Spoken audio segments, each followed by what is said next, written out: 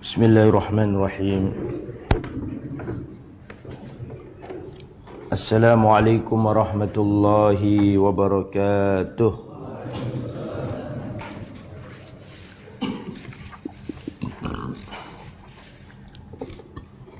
Innal hamdalillah nahmaduhu wa nasta'inuhu wa nastaghfiruh wa na'udzu billahi min shururi anfusina wa min sayyiati a'malina. Man yahdihillahu fala mudilla lahu wa man yudlil fala hadiya lahu. Wa asyhadu an la ilaha illallah wahdahu la syarika lahu wa asyhadu anna Muhammadan abduhu wa rasuluh la nabiyya wa la rasula ba'dah. Allahumma salli wa sallim wa barik ala nabiyyina wa habibina Muhammadin wa ala alihi wa sahbihi wa man sara ala nahjihi ila yaumiddin, amma ba'd.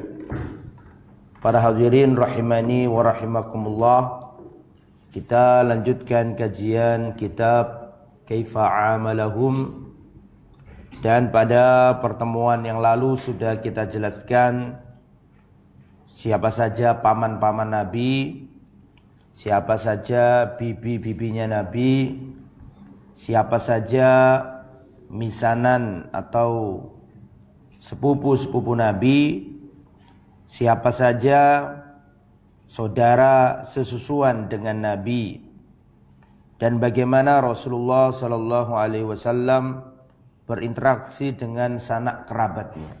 Jadi materi kita masih pada pembahasan besar ta'amulun Nabi sallallahu alaihi wasallam ma'a aqaribihi, interaksi Rasulullah dengan sanak kerabatnya. Nah, pada pertemuan kali ini,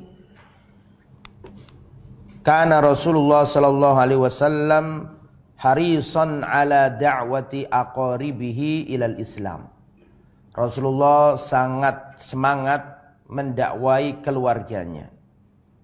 Makanya ketika turun ayat wa andir ashiratakal akrabin, surat Asy-Syu'ara ayat 214, wahai Muhammad, berikan peringatan kepada sanak kerabatmu. Maka Rasulullah langsung naik bukit Safa ya. Rasulullah memanggil seluruh keluarga besar di Bani Quraisy atau suku Quraisy. Rasulullah sallallahu alaihi wasallam menyeru kepada penduduk Makkah, ya ma'syara Quraisy, istaru anfusakum la uhni ankum minallahi syai'a. Ya Bani Abdi Manaf, la uhni ankum minallahi syai'a. Dipanggil semuanya, wahai suku Quraisy, ya, belilah diri kalian, selamatkan diri kalian. Aku di hari kiamat tidak bisa menolong kalian. Wahai Bani Abdi Manaf, wahai Bani Abdul Muttalib, dipanggil ya. Wahai Sofia, wahai Fatimah terakhir, wahai Fatimah putriku, ya mintalah hartaku di dunia sesuka hatimu, tapi di akhirat aku gak bisa menolongmu. Dan seterusnya. Ini semuanya menunjukkan betapa semangatnya Rasulullah mendakwai keluarganya.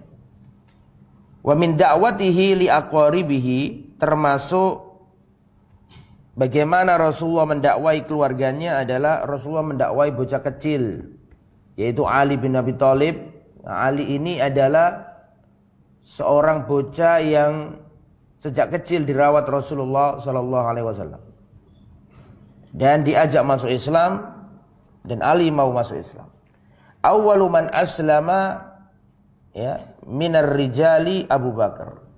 Orang yang pertama kali masuk Islam dari kalangan laki-laki Abu Bakar. Dari kalangan perempuan Khadijah, dan dari kalangan anak-anak Ali bin Abi Thalib.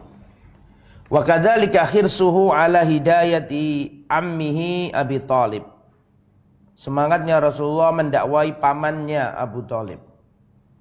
An Sa'id ibn al-Musayyib an abihi, dari Sa'id ibnul Musayyib, dari ayahnya yaitu Al-Musayyib. Ayahnya berkata, lamma hadarat Aba Talibin al-wafatu, ketika Abu Talib kedatangan kematian, hampir wafat maksudnya, ja'ahu Rasulullah sallallahu alaihi wasallam. Rasulullah mendatangi Abu Talib. Jadi Abu Talib ini ketika hampir wafat, ya detik-detik di akhir hidupnya, ja'ahu Rasulullah sallallahu alaihi wasallam, didatangi Rasulullah sallallahu alaihi wasallam. Fawajada indahu Aba Jahlin. Rasulullah mendapati di sampingnya Abu Talib sudah ada Abu Jahal.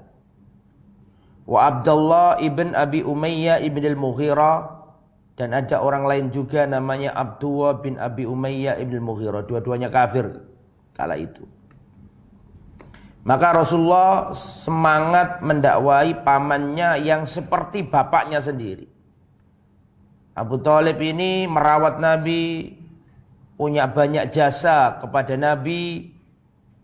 Maka ketika lihat pamannya terkulai, lemas, hampir wafat, maka Nabi berkata, "Ai ammi, qul la ilaha illallah, kalimatan uhaju laka biha indallah." Wa fi riwayah, "Ya ammi qul la ilaha illallah, kalimatan asyhadu laka biha indallah yaumal qiyamah." Paman, ucapkan la ilaha illallah, sebuah kalimat yang aku akan berhujjah, membelamu, bersaksi membelamu pada hari kiamat.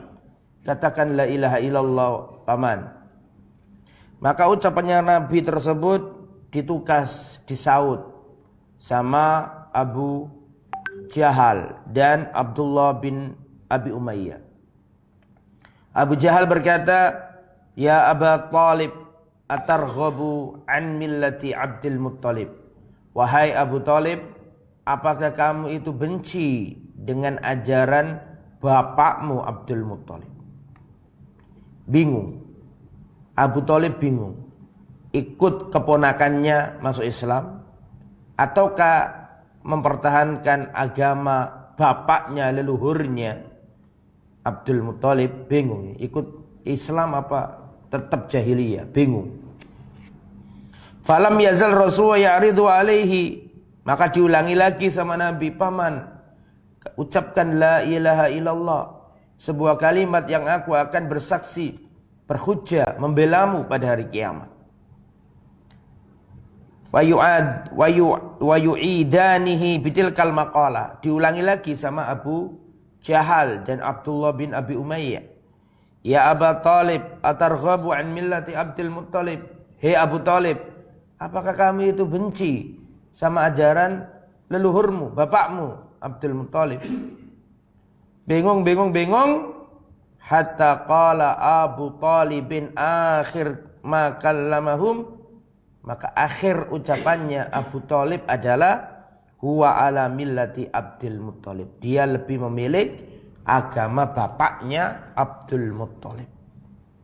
Wa aba an yaqula la ilaha illallah.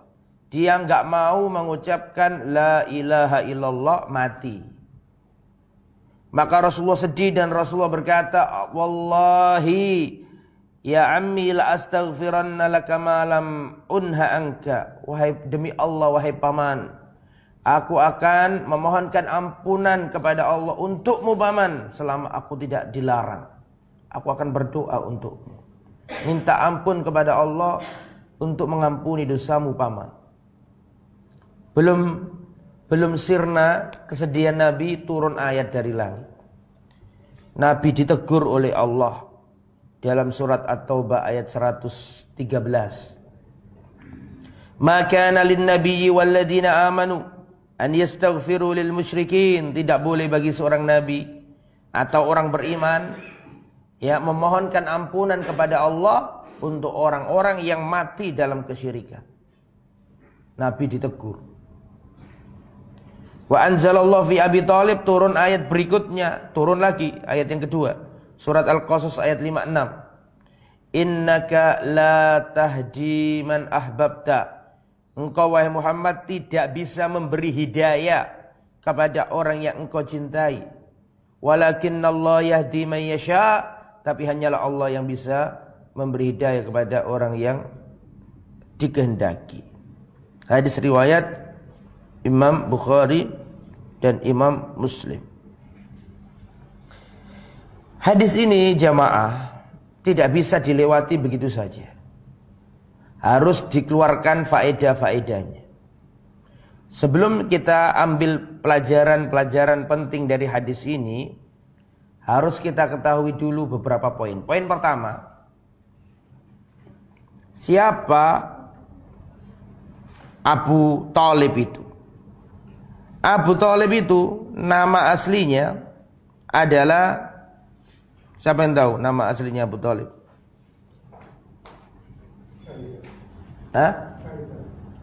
Syaibah Abdul Muthalib kali itu. Kalau Abu Thalib, siapa nama aslinya Abu Thalib? Ada yang tahu? Nama aslinya Abdul Manaf. Ada yang mengatakan namanya Imran bin Abdul Muttalib. Ketika Rasulullah sallallahu alaihi wasallam masih di kandungan ibunda, itu ayahnya wafat. Rasulullah itu yatim sebelum lahir. Setelah lahir, setelah beberapa hari, Rasulullah sallallahu alaihi wasallam diasuh oleh seorang wanita yang profesinya sebagai tukang menyusui bayi. Namanya siapa? Halimatu As-Sa'diyah. Dibawa ke lembah. Ya. Masa penyapian 2 tahun. Tapi 2 tahun itu Halimah tidak mau Nabi Muhammad kembali ke Mekah. Karena Halimah ini merasa banyak keberkahan yang ia dapat semenjak menyusui Muhammad kecil sallallahu alaihi wasallam. Dan itu Nabi Muhammad tidak hanya dia sendiri loh. Di suku Bani Sa'ad itu, di lembah itu Rasulullah punya saudara-saudara sesusuan banyak. Jadi tidak sendiri. Tapi karena semenjak Rasulullah di situ keberkahannya berlipat-lipat, ya rezekinya lancar, maka Halimah ini datang ke Mekah minta izin kepada Siti Aminah, Nyonya Aminah. Wahai Nyonya Aminah, biarlah Muhammad kecil ini di tempatku dulu. Jangan diambil dulu. Biar dia terhindar dari wabah kota Mekah, biar dia menikmati udara lembah yang bersih, bahasanya kuat, fasohanya kuat. Akhirnya Siti Aminah setuju, ya sudah enggak apa-apa, bawa dulu. Terus Rasulullah berada di lembah Bani Sa'ad. Sampai Nabi umur 4 tahun terjadi peristiwa yang dahsyat. Peristiwa apa? Syakkus sodr. Rasulullah dibedah dadanya itu. Wa qaddarallah, Allah mentakdirkan peristiwa itu dilihat sama bocah-bocah kecil. Ketika Rasulullah main sama bocah-bocah kecil, datang malaikat membedah dadanya Nabi, disaksikan bocah-bocah kecil. Umur 4 tahun, ya sebelum TK. Ya, ketika Rasulullah dibedah begitu, maka bocah-bocah kecil ini lari semuanya, semburat, lari semuanya ke Halimah. Dan mereka berkata, wahai ibunda, wahai ibu, mata Muhammad. Muhammad mati. Ketakutan Halimah. Kenapa ketakutan? Ya takut ya berurusan dengan keluarga Bani Hashim. Karena Rasulullah kan Bani Hashim. Maka dicarilah Muhammad kecil sallallahu alaihi wasallam sama bocah-bocah kecil ini. Itu Rasulullah sudah dalam kondisi pingsan. Dan wajahnya Rasulullah ini pucat pasih. Maka takut Halimah ini ada sesuatu menimpa Muhammad. Nanti Halimah berurusan dengan Bani Hashim, baninya Rasulullah. Akhirnya ketika umur 4 tahun itu Rasulullah Shallallahu Alaihi Wasallam dibawa Siti Halimah ke Mekah, dikembalikan ke siapa? Aminah. Sehingga Nabi umur 4 tahun ini balik ke ibunda kandung. Disayangi, dicintai, diperhatikan luar biasa, ya. Sampai Nabi umur 6 tahun. Umur 6 tahun ini ibunya Nabi, Siti Aminah, mengajak Rasulullah ke Yathrib. Niatnya untuk apa? Ziarah ke makam baginda Muhammad makam bapak dari baginda Muhammad SAW. Siapa namanya? Abdul. Maka semua perbekalan di backup sama kakeknya. Siapa namanya? Abdul Muttalib. Abdul Muttalib ini cinta sama Nabi luar biasa. Ketika Nabi lahir itu, Nabi dibawa Abdul Muttalib ke Ka'bah. Terus Abdul Muttalib bersedekah uang banyak sebagai bentuk rasa syukurnya cucu dari anak kesayangannya lahir. Terus Abdul Muttalib ya ngasih nama Muhammad sallallahu alaihi wasallam. Yang ngasih nama Nabi Muhammad siapa? Abdul. Kenapa kok nama Muhammad? Jarang orang Arab pada waktu itu namanya Muhammad. Kenapa kok kasih nama Muhammad? Kenapa? Ada yang tahu jawabannya? Karena dalam riwayat Abdul Muttalib itu pergi ke Syam. Terus dia itu mendapatkan berita, sebagian riwayat berkata seperti itu, mendapat berita dari orang-orang ahli kitab bahwa nanti ada orang jadi nabi di bangsa Arab, namanya Muhammad. Itu sebagian riwayat mengatakan seperti itu. Oke lah, akhirnya 6 tahun itu berangkat ke Al-Madinah, pulang-pulang dari Madinah, pulang ke mana? Ke Mekah lagi. Di tengah-tengah Mekah dan Madinah, di tempat itulah Siti Aminah wafat. Jadi umur 6 tahun Rasulullah kondisinya apa? Yatim piatu. Akhirnya Rasulullah diemong sama budak kecil, budak ABG, namanya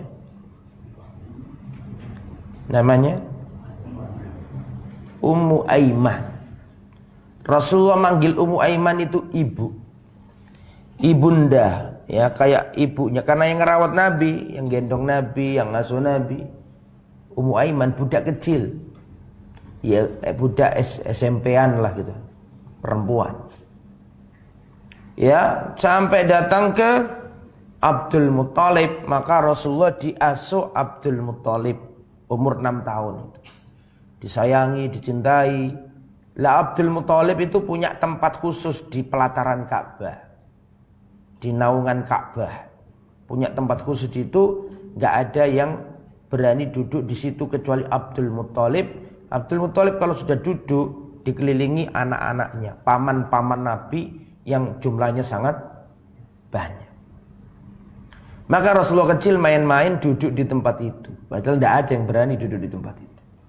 Kalau Rasulullah duduk di tempatnya Abdul Muttalib, maka diambil sama paman-pamannya, ditarik sama paman-pamannya, nggak boleh duduk di situ. Itu miliknya mbahmu, itu miliknya datukmu, nggak boleh di situ itu. Ketika Nabi Muhammad berusaha ditarik oleh paman-pamannya, datang Abdul Muttalib, dan Abdul Muttalib mengatakan, tinggalkan, biarkan dia di situ, biarkan cucuku semaunya. Maka Rasulullah di bangku dielus sama Abdul Muttalib, dan Abdul Muttalib mengatakan, sesungguhnya cucuku ini nanti punya perkara yang besar. Kemudian selang 2 tahun, Nabi umur 8 tahun, Abdul Muttalib wafat. Sebelum wafat, Abdul Muttalib berwasiat, nanti kalau aku mati, yang memelihara cucuku ini adalah Abu Thalib. Pamannya Nabi banyak, pamannya Nabi itu banyak, belum bibi-bibinya, ya banyak, ada Atika, ada Sofia, macam-macam. Banyak sekali. Tapi wasiat itu jatuh ke Abu Thalib. Abu Thalib, nanti kau yang merawat merawat dan mengayomi dan seterusnya cucuku ini. Kenapa Abu Thalib yang dipilih? Karena Abu Thalib ini syakiknya Abdullah, saudara kandungnya Abdul. Karena Abdul Muthalib punya istri banyak. Kebetulan Abu Thalib sama Abdullah itu sama ibu, sama emak. Makanya Rasulullah berwasiat seperti Abdul Muthalib berwasiat. Lah semenjak 8 tahun itulah, ini yang ingin saya sampaikan. Semenjak umur 8 tahun itulah Rasulullah diasuh oleh siapa? Abu Thalib. Disayangi, dicintai, di backup keperluannya, dikasih nafkah. Ya, bahkan Abu Thalib lebih mementingkan Rasulullah dari anak kandungnya sendiri. Abu Thalib itu orangnya ahlul wafa. Abu Thalib itu orangnya setia. Setia dengan keluarga, setia dengan wasiat, setia dengan apa yang disampaikan oleh bapaknya. Siapa bapaknya namanya? Abdul Muthalib. Maka ikhwatal iman rahimani wa rahimakumullah, terus waktu berjalan, ini bulan apa ini? Masih Safar. Setelah Safar apa? Nah, itu musim-musim Maulid ya. Tapi kita enggak sedang memperingati itu, tapi kita kan sudah sirah dari per minggu kita bahas ini ya kan. Maka Rasulullah terus umur waktu berjalan, dinafkahi, dicintai, dimuliakan, disayangi sama Abu Thalib. Sampai Nabi kurang lebih umur 12 tahun. Berarti SD kelas 6. Kurang lebih itu. Atau kelas 5 begitu. Rasulullah dididik oleh Abu Thalib untuk berdagang. Umur 12 tahun diajak pergi ke negeri Syam, diajari dagang. Dan kebiasaannya orang Arab jahiliyah itu dagang, perjalanan dagang musim panas, perjalanan dagang musim dingin, betul toh? Dan yang menciptakan itu pertama kali adalah siapa? Li'ilafi Quraisyin ilafihim rihlatas syita'i was-saif. Kebiasaannya bangsa Quraisy itu perjalanan dagang musim panas, musim dingin. Siapa yang mulai pertama? Yang mulai pertama Hashim, mbah buyutnya Nabi. Ya, karena orang Mekah itu tidak ada sandaran ekonomi kecuali dagang. Pertanian tidak ada. Tidak ada pertanian. Ya, tidak ada pertanian perkebunan di Mekah, tidak ada. Tidak ada kurma, tidak ada. Kurma di Madinah, di Mekah tidak ada. Sehingga mau nggak mau untuk mempertahankan kehidupannya orang Mekah itu mesti dagang. Kalau musim dingin pergi ke Yaman atau ke Habasyah. Kalau musim panas pergi ke Syam, Palestina. Terus itu sudah jadwal rutin. Kalau gitu nggak bisa makan. Apa yang dimakan di kota Mekah kalau nggak dagang? Mereka pedagang-pedagang. Lah begitu juga dengan Abu Thalib ini, umur 12 tahun Nabi dididik, diajari caranya dagang begini. Diajak Rasulullah sampai berdagang ke negeri Syam. Sebelum sampai di tujuan utama, sudah masuk ke negeri Syam, ada kota namanya Busra. Bukan Basra. Kalau Basra di mana? Di Irak. Ini Busra.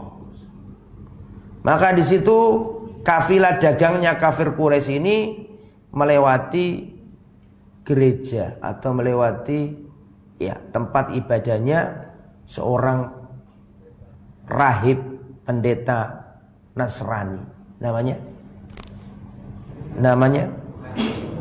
Bahira. Bahira ini melihat kafilah dagang dari Arab ini. Dia ini menjumpai pemandangan yang tidak seperti biasanya. Ada kejadian aneh yang enggak seperti biasanya. Dia melihat ada tanda-tanda yang ia baca di kitab Taurat dan Injil.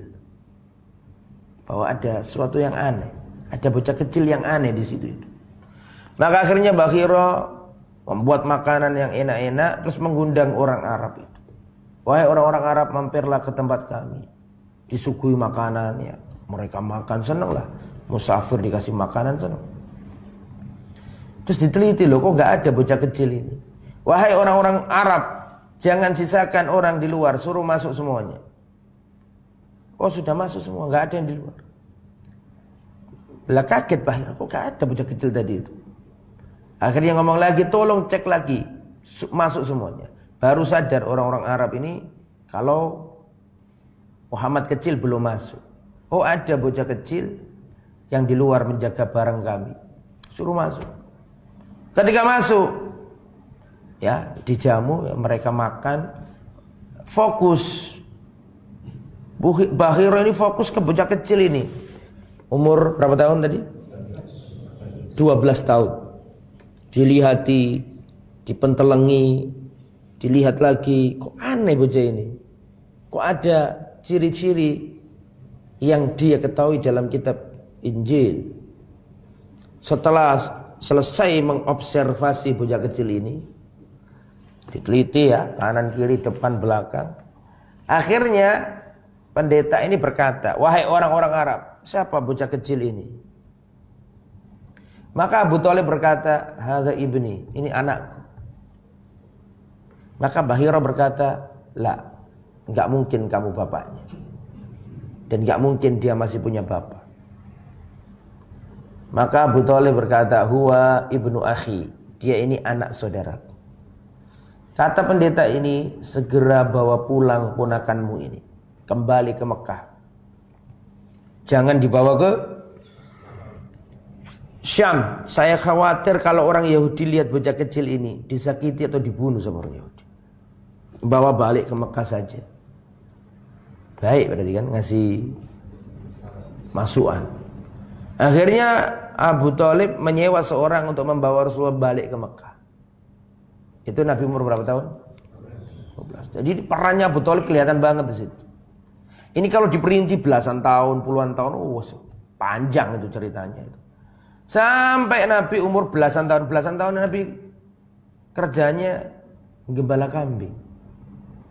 Rasulullah menggembala apa? Kambing. Gembala kambing itu bukan kambingnya sendiri. Kambingnya orang lain, diupah begitu maksudnya. Dan tidaklah Rasul diutus kecuali pernah angon kambing, angon wedus. Semua para nabi pernah gembala kambing. Dan memang kambing itu kata Rasulullah termasuk hewan yang mubarakah, hewan yang berkah. Ya, silakan sampean punya kambing semuanya. Ya, ternak hayawanul jannah, hewan surga. Kambing itu. Ya, mari kita beli kambing setelah ini. Ya, hayawanul jannah. Ya, Rasulullah senang sama kambingnya. Kemudian ikhwatal iman rahimani wa rahimakumullah. Nah, waktu Rasulullah 18 umur belasan itu menggembala kambing, Rasulullah itu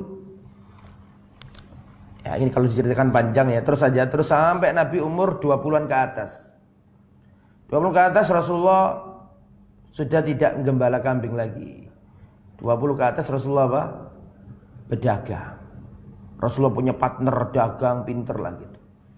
Sampai Nabi menjelang umur 25 atau umur 25, Nabi dipercaya oleh seorang miliarder, jutawan, janda, kaya raya, cantik, terhormat, terpandang, bangsawan. Namanya siapa? Khadijah ini. Khadijah ini janda. Habis tinggal mati suaminya. Uangnya banyak. Saudagar kaya raya. Itu orang-orang kafir Quraisy antri untuk menikahi Khadijah. Khadijah tidak mau. Padahal janda loh.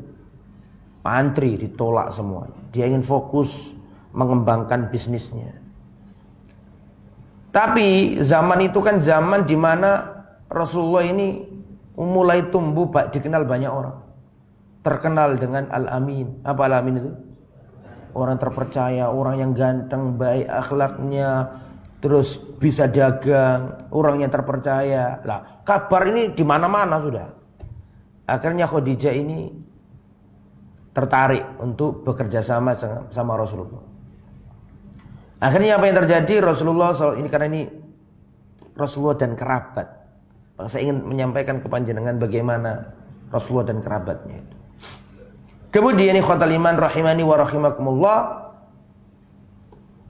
Khadijah ini ya berpartner sama Nabi, membawa harta yang banyak miliknya Khadijah untuk didagangkan di negeri apa? Syam. Dan di situ Rasulullah dikasih budak untuk melayani Rasul. Budak siapa namanya? Dalam Maisarah. Maisarah ini laki-laki bukan perempuan. Maisarah ini laki-laki bukan perempuan. Maka Maisarah ini bersama Rasulullah dagang dan seterusnya. Balik-balik sampai ke kota Mekah, untungnya banyak banget. Heran Khadijah ini, nggak pernah berpartner sama seseorang bisa menghasilkan laba yang begitu banyak. Heran. Saking herannya kok bisa. Maka Khadijah bertanya ke Maisarah, apa yang dilakukan Muhammad itu? Ya, ketika dagang itu. Maka dijelaskan sama Maisarah. Perhatikan saya, kita keluar dari materi dulu. Perhatikan. Di zaman Umar bin Khattab, itu kalau ada orang bersaksi di pengadilan, saya bersaksi bahwa fulan ini orang baik, maka nggak langsung diterima sama Umar. Ditanya dulu sama Umar. 2 pertanyaan. Pertanyaan pertama, kamu pernah safar bareng nggak sama dia ini? Ngerti safar ya? Pernah safar bareng nggak sama dia? Belum pernah. Ya udah, kamu pernah muamalah uang nggak dengan orang ini? Belum pernah. Berarti kamu belum kenal siapa orang ini. Paham nggak maksudnya? Berarti orang itu akan ketahuan emas apa tidak emas, ya orang baik apa nggak baik, ya 2 muamalah ini. Pernah safar bareng dengannya atau pernah urusan uang dengannya. Saya mau tanya, dua-duanya tadi sudah diuji oleh Maisarah apa enggak? Sudah. Bayangkan perjalanan dari Mekah ke mana? Syam. Allahu Akbar. Ya, Mekah ke Syam nggak bisa bayang no. Berbulan-bulan berjalan. Jadi Maisarah ini benar-benar memotret Rasulullah. Akhlaknya. Orang ya, kata para ulama, safar itu akan mengungkap hakikat seseorang. Sekarang ini jarang-jarang ketemu ya mesti api lah. Iya toh? Tapi nek safar bareng, orang kan kelihatan ketok aslinya. Egois, enggak sabaran. Ya, pelit kelihatan. Safar akan mengungkap haqaiqur rijal. Ya, nah ini dibuktikan sama Maisarah. Muhammad itu baik orangnya. Di perjalanannya nang nowo, akhlaknya mulia, tidak egois. Nah, waktu di sana disampaikan dagang, betul kan? Dagang kan berarti muamalah dengan apa tadi? Uang. Jadi lulus disampaikan ke Khadijah, ini orang baik wahai majikanku, tuanku, tuan putriku. Akhlaknya baik, muamalahnya baik. Waktu dagang nggak pernah dolim, tidak pernah curang dalam dagang, berdoa dalam kebaikan. Akhirnya kesengsem nih Khadijah. Ngapain aku nikah sama orang lain? Lebih baik ini. Pertama, Joko. Apa Joko? Si enom Joko, ganteng. Rasulullah itu manusia paling ganteng di muka bumi. Lebih ganteng Rasul daripada Nabi Yusuf alaihissalam. Dan seterusnya terjadilah apa yang terjadi sampai Nabi langsung aja umur 40 tahun. Masih ada lagi tuh rentetannya, tapi saya ingin menyampaikan bagaimana perannya Abu Thalib ini. Akhirnya akhirnya Khadijah ini melalui Nafisa bilang ke Nabi, mau nggak nikah? Mau. Akhirnya Nabi datang ke Abu Thalib dan paman-pamannya yang lain, paman aku ini pengen menikah sama Khadijah. Maka Abu Thalib dan paman-pamannya langsung setuju. Sehingga paman-pamannya Nabi datang ke siapa? Ke keluarga besarnya siapa? Khadijah. Terjadilah apa yang terjadi, pernikahan. Sampai Nabi umur 40 tahun diangkat jadi Rasul. Turun ayat wa andir ashiratakal akrabin. Berikan peringatan kepada keluarga dekatmu. Maka Rasulullah mengumpulkan Bani Hasim, Bani Muthalib dikumpulkan semuanya. Pamannya Nabi, Pak D-nya Nabi, pemisanannya Nabi, keponakannya Nabi, kumpulkan semua. Banyak jumlahnya. Ya, disampaikan bahwa aku ini diutus Allah untuk kalian secara khusus dan umat manusia secara umum. Katakan la ilaha illallah, kalian akan selamat. Itu langsung disaut sama Abu Lahab. Abu Lahab mengatakan hadis sau'ah, ini adalah aib keluarga. Segera pegang tangannya ponakan kita sebelum dia dibunuh, disakiti bangsa Arab. Langsung ucapannya Abu Lahab ditugas sama Abu Thalib. Abu Thalib mengatakan, la, ya, sungguhnya kami percaya dengan ucapanmu wahai Muhammad. Kami senang dengan apa yang kamu sampaikan, ya, dan kami setuju dengan apa yang kamu sampaikan, ya, dan kerjakan apa yang diperintahkan kepadamu. Aku akan melindungimu, aku akan, ya, tidak membiarkan kamu terluka. Hanya saja aku nggak mau ikut agamamu, aku nggak bisa meninggalkan agama bapakku, yaitu siapa? Abdul Muthalib. Wah, itu Rasulullah kata terus berjalan, ya. Itu orang kafir Quraisy gak berani melukai Nabi karena sungkan sama Abu Thalib. Bahkan sudah dengar ceritanya orang bolak-balik datang ke Abu Thalib, ngelobi gak berhasil, ngelobi kedua kali gak berhasil, ngelobi ketiga kali. Masih ingat ya? Pertama baik-baik, wahai Abu Thalib, iki lho ponakanmu iki lho, ya ngelek-ngelek no sesembahan kita, mencerai-beraikan kerukunan di antara kita. Ini tolong dihentikan ponakanmu ini. Gak digubris sama Abu Thalib. Biarkan aja. Sesuka hatimu wahai ponakanku, tak dukung kamu itu. Gak direken. Datang lagi, nomor berapa berarti? 2. Hei Abu Thalib, ini gak main-main loh. Ima kamu cegah ponakanmu atau kami bunuh ponakanmu. Wah, ini serius ini. Serius kan? Baru Abu Thalib memanggil siapa? Rasul. Dipanggil, wahai ponakanku, kau mau mendatangiku, jangan kau bebankan kepadaku apa yang tidak mampu aku pikul. Kaummu menyuruhmu untuk berhenti mendakwakan apa yang kamu dakwakan. Rasulullah menganggap Abu Thalib ini sudah mulai luntur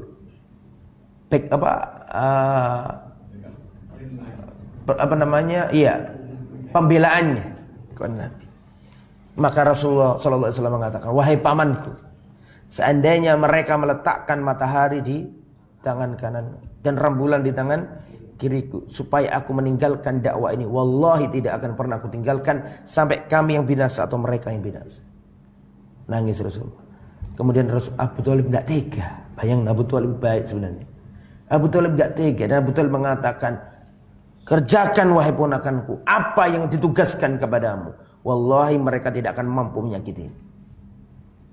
Dibela padahal sudah diancam. Apakah berhenti di situ kafir Quraisy terhadap Abu Thalib? Enggak, datang lagi ke berapa kali? Ketiga kali. Sudah mentok, sudah ancaman kan sudah terakhir tuh. Tapi sih tetap. Akhirnya mereka datang membawa lelaki gede, ganteng, putih, keren. Ya, wis gini aja Abu Thalib. Serahkan Muhammad kami bunuh, kamu tak kasih pemuda yang gagah ganteng jadi anakmu. Insaf enggak ini? Adil enggak? Bagi mereka adil. Bagi Abu Thalib, bisa maku. Jelek sekali tawaranmu ini. Kau serahkan anakmu kepadaku untuk aku hidupi, aku serahkan anakku kepadamu untuk kau bunuh. Lah, enggak mau. Enggak berhasil lagi. Terus sampai terjadilah pemboikotan. Betul? Diboikot seluruh, karena sudah putus asa kafir Quraisy ini. Terjadilah pemboikotan. Apa hubungan sama Abu Thalib? Sangat berhubungan. Abu Thalib ini membelai Nabi, maka dia ikut ke lembah, dan lembah itu Syi'ab Abu Thalib. Ikut ke lembah itu, padahal Abu Thalib ini gak kafir, gak muslim. Tapi karena membelai siapa? Rasul, ikut ke lembah itu, dan Abu Thalib memerintahkan anak-anaknya, wahai anakku, jagalah Muhammad. Anaknya Abu Thalib banyak. Ada Ja'far, ada Aqil, ada Ali, suruh jaga Rasulullah. Itu seluruh Bani Hashim ikut di lembah itu, kelaparan. Kalau malam itu dengar suara bayi jerit-jerit. Karena apa? Kelaparan. Mereka makan daun-daun. Mereka makan-makan. Itu Abu Thalib semakin lemah, semakin lemah, semakin lemah. Fisiknya lemah sekali. Ya, semakin lemah fisiknya. Kemudian panjang ceritanya berapa tahun? Pemboikotan itu 3 tahun. Bayang, di lockdown total, Pak. 3 tahun. Ini bukan COVID loh ini. Di lockdown nggak boleh. Itu mereka keluar ke Mekah belanja, nggak ada yang mau jualin. Nggak ada. Mereka datang ke Mekah ngomong nggak ada yang mau genuman sama dia, nggak ada. Bener-bener di lockdown. Itu kesehatannya Abu Thalib semakin drastis. Setelah itu selesai masa pemboikotan dan tahu ceritanya pemboikotan itu berakhir kan, sudah tahu kan antum kan? Tahu enggak? Ikil murojaah pertemuan iki asli. Ya. Jadi pada waktu itu perhatikan, pada waktu itu orang-orang baik di kota Mekah itu berpikir kita nggak dolim dah kepada Bani Hashim ini. Bagaimana kita makan, minum, kenyang di kota Mekah, sedangkan Bani Hashim jerit-jerit malam hari karena kelaparan di sana. Nggak dolim dah kita ini. Paham maksudnya ya? Maka ada orang-orang baik. Baik dalam artian bukan muslim, kafir tapi punya jiwa apa? Sosial kemanusiaan. Dia itu mikir-mikir gimana caranya ini bisa dan itu ada isi perjanjian, Mbak. Perjanjian bahwa kafir Quraisy mengadakan pemboikotan total kepada Bani Hashim dan ini enggak ada syafaat sampai hari kiamat. Itu ditulis, ditaruh di mana? Ka'bah. Temenan sakral itu. Ya, sakral itu taruh di Ka'bah situ. Perjanjiannya kafir Quraisy, enggak boleh ada pemberhentian itu. Tapi ada sebagian pembesar Quraisy yang punya hati gitu. Ini enggak benar. Bagaimana caranya? Dicari laki-laki yang ibunya itu Bani Hashim. Paham enggak ngomong ini? Nasab ikut apa? Ikut bapak apa ikut ibu? Bapak. Berarti ada seorang laki-laki bukan Bani Hashim, karena Bani Hashim kan ibunya. Ayahnya enggak Bani Hashim, berarti kan ikut ayahnya dia. Paham enggak? Tapi ibunya kan Bani Hashim.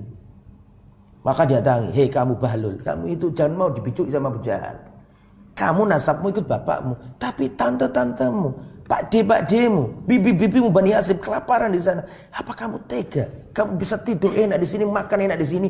Itu bibi-bibimu di Bani Hashim sana itu mati kelaparan di sana." Paham ya? Iya bener, aku setuju kalau sampean iki. Cuma aku gak berdaya. Aku gak tega lihat bibi-bibiku di sana, paman-pamanku sedang kelaparan. Bisa dipahami ya?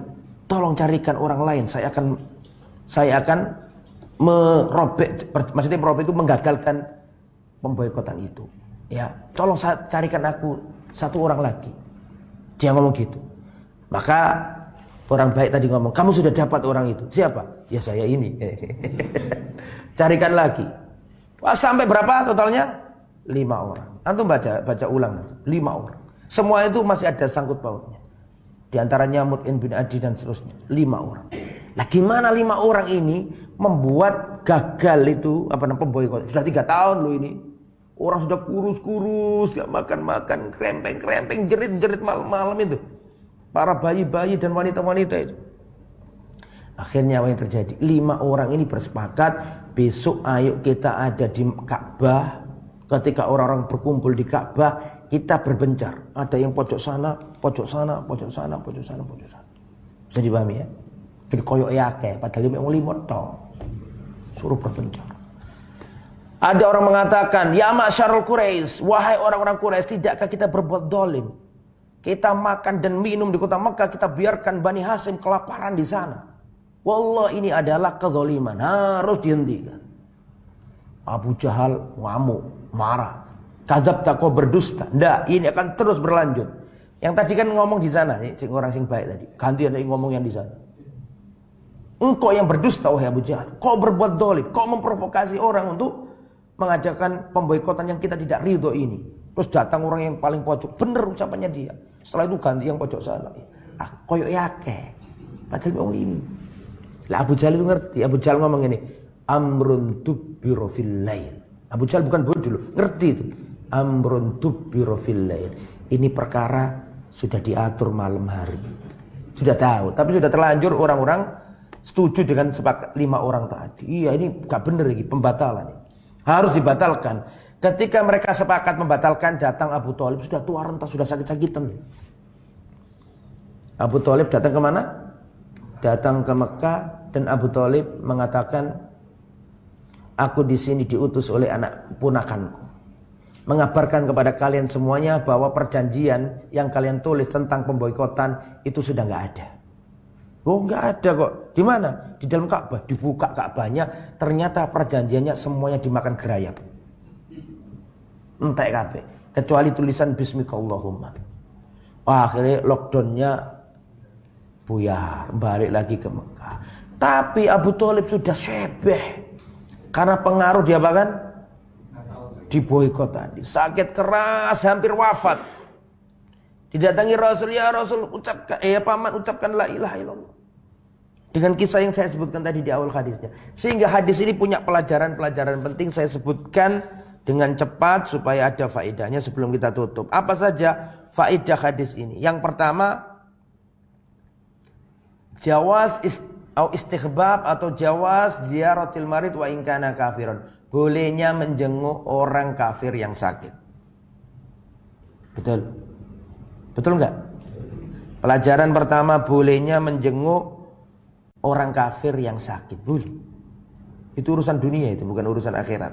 Apalagi kalau niatnya untuk berdakwah. Pelajaran nomor 2, ahamiyatu da'watil aqarib. Pentingnya mendakwai keluarga, dan tadi sudah kita sampaikan. Pelajaran nomor 3, al-qarabatu la tazulu bil kufri. Kekerabatan itu nggak bisa hilang karena kekafiran. Diambil dari mana pelajaran ini? Diambil dari ucapannya Nabi, wahai pamanku, ucapkan la ilaha illallah. Nabi nggak mengatakan wahai Abu Thalib. Paham nggak maksudnya? Berarti kerabat itu nggak hilang dengan kekafiran. Mas kafir ya kafir, bapakmu tetap bapakmu. Umar bin Khattab, meskipun Khattab itu kafir, nanti di hari kiamat ya dipanggil Umar bin Khattab, meskipun Khattab itu kafir. Artinya nasab nggak hilang, nasab tetap nasab. Bisa dipahami gitu? Pelajaran nomor pinten? Pelajaran nomor 4, istihbab talqin mayyit atau talqin man hadarul mayyit. Man hadarul maut. Ya, dianjurkan mentalkin orang yang hampir wafat. Jadi talqin itu sak durunge mati, bukan sak marine mati. Dalil iki lakinu mautakum la ilaha illallah. Talqinlah orang yang hampir wafat dengan la ilaha illallah. Ini juga dalil bahwa nalkin itu pakai la ilaha illallah.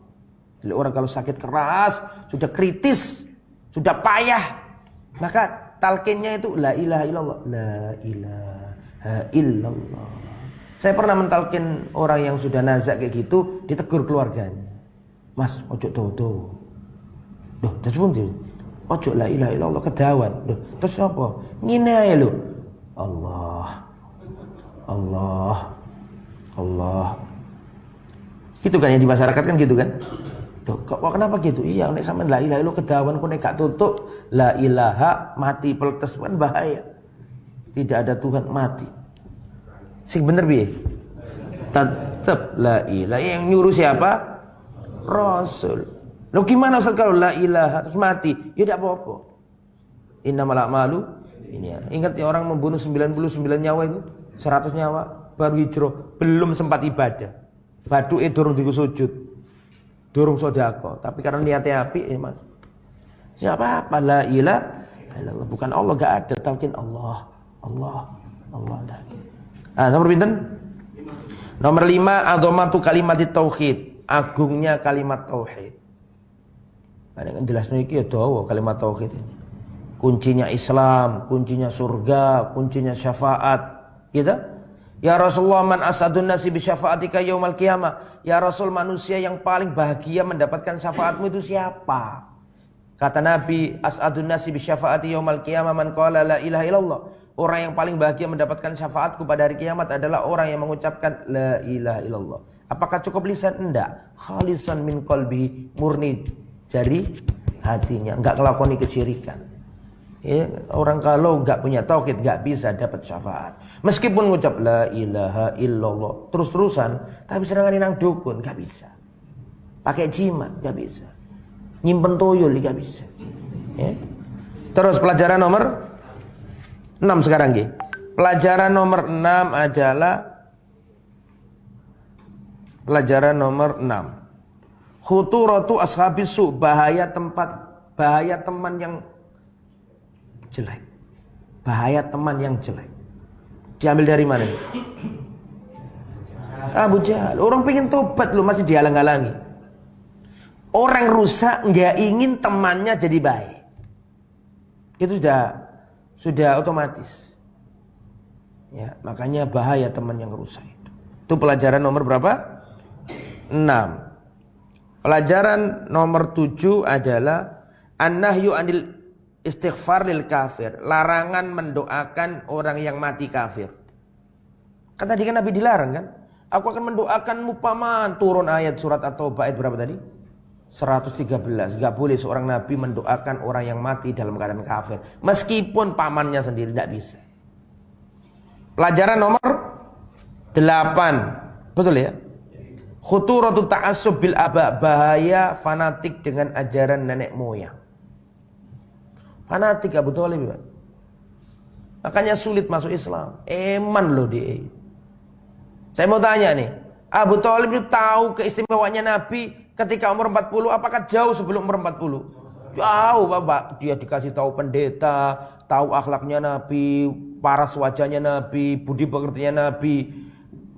Dengar Quran bukan dari orang lain, dengar Quran dari Nabi. Dan Nabi itu kalau baca Quran paling merdu sedunia. Ya, hidup sama Nabi mungkin waktu kecil ya, bareng sama Nabi serumah. Tahu, mohon maaf dalam tanda petik orang Surabaya bilang tahu tetek bengeknya Nabi. Ngerti kabeh akhlake us kabeh ro. Gak iso masuk Islam. Soalnya apa? Fanatik. Justru Allah memilih Salman Al-Farisi yang jauh dari negeri Persia masuk Islam. Padahal bermil-mil dari kota Madinah. Lain sak oma sing bendino ketemu gak masuk Islam. Soalnya apa? Fanatik. Abu Thalib ini ditakoni, "Mananta? Kamu itu siapa?" Lengkap, Pak. Anak Abu Thalib ibn Abdul Muttalib ibn Hashim ibn Abdi Manaf ibn ben terus apal. Bangga banget. Makanya kan nggak bisa maksudnya. Bangga dengan fanatik dengan ajaran yang lain. Berbeda dengan Salman Al-Farisi. Kalau ditanya, "Man anta ya Salman?" Salman menjawab, "Ana ibnul Islam." Aku ini anaknya Islam. Padahal bapaknya itu bangsawan Persia. Siapa yang tahu bapaknya Salman? Ya, yang bisa saya kasih hadiah umroh. Ya ayo Pak. Gak ada yang tahu kan? Gak ada yang tahu. Aku juga gak tahu. Ya.